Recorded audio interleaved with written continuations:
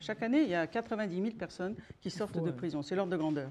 Et un certain nombre se retrouvent sans aucune structure d'accueil. Mais je pense que ne pas prévoir de structure d'insertion pour ces personnes en sortant de prison, c'est les mettre dans la gueule du loup. Moi, je suis scandalisée de penser que des hommes, c'est souvent des hommes, sortent à n'importe quelle heure de la nuit, de la journée, de la nuit, de la prison avec un sac poubelle, ses chaussettes sales et sur le trottoir. Comment voulez-vous ne pas retomber dans ce qu'ils ont fait auparavant? Le dernier qui est sorti de Fresnes, je pensais qu'il y a eu non-lieu. En plus, il y a eu non-lieu. Eh bien, à 2 h du matin, il m'appelle. C'est un bordel noir sur toute la ligne. Tu as raison.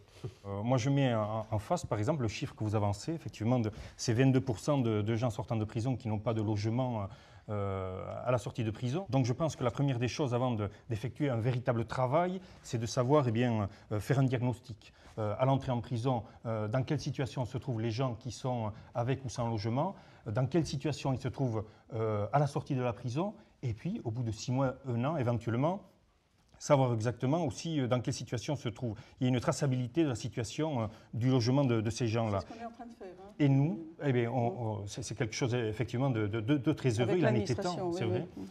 Mais ce sont des gens qui se retrouvent avec la valise, une adresse, et l'adresse existe, et quand ils arrivent, on leur dit, mon pauvre ami, on n'a plus de place, on n'a plus de moyens, voilà. Ça a été dit 100 000 fois, ça. Oui, mais ça dit, on le met en place. Redis-le, Gabriel Mosca.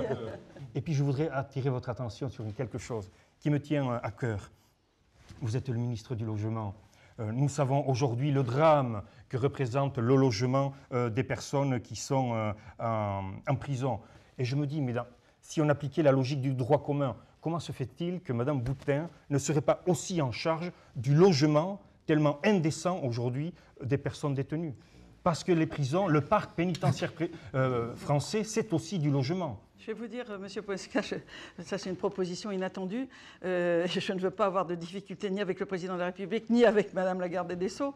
Les problèmes que l'on rencontre dans la prison, moi je vous le dis très clairement, et je pense qu'ici on sera tous d'accord, la prison est le miroir grossissant des dysfonctionnements de la société.